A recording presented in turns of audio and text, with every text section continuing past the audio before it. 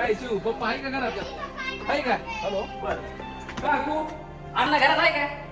हाय होय पाहतो हाय काय?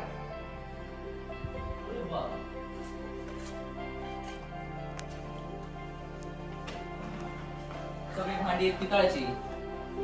इंग्रज आलेत ना त्यांनी आणलंय स्टील.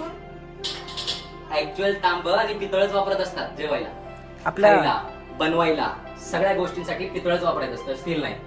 का नाही वापरायचं? त्याचे पॉइंट्स नाही सांगणार का तुम्ही? ते तू सांग. मी सांगू. हा. ओके.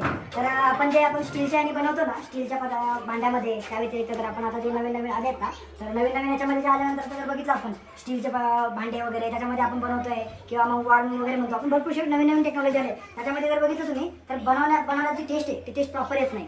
ते एक कारण झालं. त्यातनं जेवणाचं टेस्ट जिभेला टेस्ट आल्यानंतर प्रॉपर्ली कळून जातं की आपल्याला टेस्ट नाही येते. दुसरी गोष्ट कारण जर म्हटलं ना